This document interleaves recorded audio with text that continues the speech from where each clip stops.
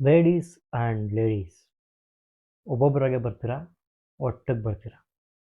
ಇದು ಟಾಕ್ಸಿಕ್ ಸಿನಿಮಾದ ladies and ladies ಅನ್ನುವಂಥ ಒಂದು ಟೀಸರ್ ಇತ್ತೀಚೆಗಷ್ಟೇ ಬಿಡುಗಡೆ ಆಯಿತು. ಇದು ರಿವ್ಯೂ ವಿಡಿಯೋ ಅಲ್ಲ.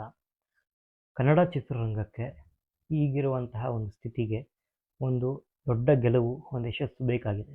ಅದಕ್ಕೆ ಟಾಕ್ಸಿಕ್ ಎಷ್ಟು ಸಹಾಯ ಮಾಡಬಲ್ಲದು, ಅಥವಾ ಟಾಕ್ಸಿಕ್ನಿಂದ ಏನೇನೆಲ್ಲ ಆಗುತ್ತೆ ನಮ್ಮ ಇಂಡಸ್ಟ್ರಿಗೆ ಅನ್ನೋದ್ರ ಬಗ್ಗೆ ಒಂದು ಚಿಕ್ಕ ಡಿಸ್ಕಷನ್ ವಿಡಿಯೋ. ಇದೇ ವರ್ಷ ಆಗಸ್ಟ್ 26ಕ್ಕೆ ಟಾಕ್ಸಿಕ್ ಬಿಡುಗಡೆ ಆಗ್ತಿದೆ. ಸೊ ಇನ್ನು 2 ತಿಂಗಳು, ಆಲ್ಮೋಸ್ಟ್ 2 ತಿಂಗಳಿರುವಂತಹ ಸಮಯದಲ್ಲೇ ಮೊನ್ನೆ ಲೇಡೀಸ್ ಆ್ಯಂಡ್ ಲೇಡೀಸ್ ಅನ್ನುವಂಥ ಒಂದು ಟೀಸರ್ ಬಿಡುಗಡೆ ಆಯಿತು. ಕ್ವಾಲಿಟಿ ಬಗ್ಗೆ ಆಗಲಿ, ಮ್ಯೂಸಿಕ್ ಬಗ್ಗೆ ಆಗಲಿ ಅಫ್ಕೋರ್ಸ್ ನಾವು ಮಾತಾಡೋಂಗಿಲ್ಲ, ಯಾಕಂದರೆ ಅಷ್ಟು ಚೆನ್ನಾಗಿದೆ. ಆ ಲೆವೆಲನ್ನು ರೀಚ್ ಮಾಡಿದೆ.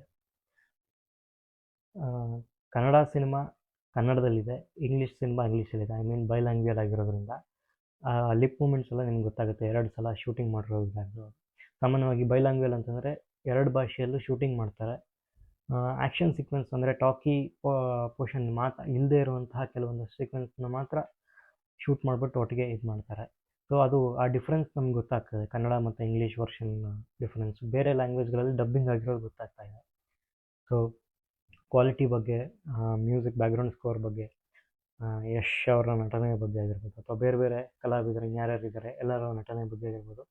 ಸೊ ಅದ್ರ ಬಗ್ಗೆ ಎಲ್ಲ ಮಾತಾಡೋದಕ್ಕೆ ಇದನ್ನು ತುಂಬ ಅರ್ಲಿ ಸ್ಟೇಜ್ ಅಂತಲೇ ಹೇಳ್ಬೋದು. ಅಂದರೆ ಬಿಟ್ಟಿರ್ತಕ್ಕಂತಹ ಟೀಸರ್ಗಳೇನಿದೆ, ಲಾಸ್ಟ್ ಇಯರ್ ಬಂದಿರತಕ್ಕಂಥದ್ದಾಗಿರ್ಬೋದು, ಅಥವಾ ಯಶ್ ಅವರ ಬರ್ಡೇಗೆ ಬಂದಿರುವಂತಹ ಟೀಸರ್ ಆಗಿರ್ಬೋದು, ಎಲ್ಲವನ್ನು ನೋಡ್ತಾ ಬಂದರು ಅಂದರೆ ಇದು ಇಲ್ಲಿವರೆಗೂ ಭಾರತದಲ್ಲಿ ಬರದೇ ಇರತಕ್ಕಂಥ ಒಂದು ಟಾಪಿಕ್ಕನ್ನು ಟಚ್ ಮಾಡೋಕ್ಕೆ ಹೋಗ್ತಾ ಇದ್ದಾರೆ ಅನ್ನೋದು ಕ್ಲಿಯರಾಗಿ ಗೊತ್ತಾಗುತ್ತೆ. ಸೊ ಕ್ವಾಲಿಟಿ ಆ ಥರ ಇದೆ. ಇಲ್ಲಿ ಮುಖ್ಯವಾಗಿ ಗಮನಿಸಬೇಕಾಗಿರೋ ವಿಷಯ ಅಂದರೆ, ಸಿನಿಮಾ ಬಿಡುಗಡೆಗೆ 2 ತಿಂಗಳು ಇರುವಂತಹ ಒಂದು ಟೈಮಲ್ಲೇ ಪ್ರಮೋಷನನ್ನು ಸ್ಟಾರ್ಟ್ ಮಾಡ್ಕೊಂಡಿದ್ದಾರೆ. ಅದು ವರ್ಲ್ಡ್ ವೈಡ್. ಅದು ತುಂಬ ಇಂಪಾರ್ಟೆಂಟ್ ಆಗುತ್ತೆ. ಎಷ್ಟು ಜನಕ್ಕೆ ನೆನಪಿದೆಯೋ ಗೊತ್ತಿಲ್ಲ, KGF ಚಾಪ್ಟರ್ 1 ಬಿಡುಗಡೆ ಆಗುವಂತಹ ಸಂದರ್ಭದಲ್ಲೂ ಅಷ್ಟೇ ಪ್ರಮೋಷನ್ಗೋಸ್ಕರನೇ ಆಲ್ಮೋಸ್ಟ್ 1 ತಿಂಗಳು ಆ ಚಿತ್ರತಂಡ ಟೈಮ್ ಕೊಟ್ಟಿತ್ತು.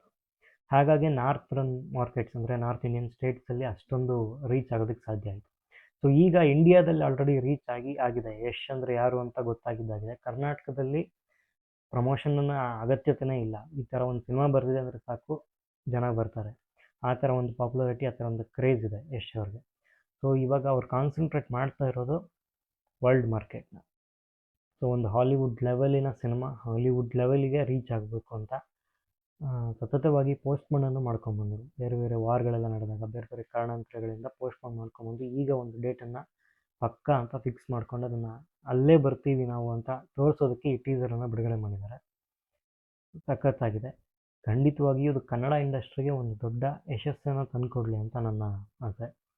ಸೊ ಮುಂದಿನ ವೀಡಿಯೋದಲ್ಲಿ ಮತ್ತೆ ಸಿಗ್ತೀನಿ. ನೀವಿನ್ನೂ ಇಂಚರ ಫಿಲ್ಮ್ಸ್ ಸಬ್ಸ್ಕ್ರೈಬ್ ಮಾಡಿಲ್ಲ ಅಂದರೆ ಈಗಲೇ ಸಬ್ಸ್ಕ್ರೈಬ್ ಮಾಡ್ಕೊಳ್ಳಿ. Thank you.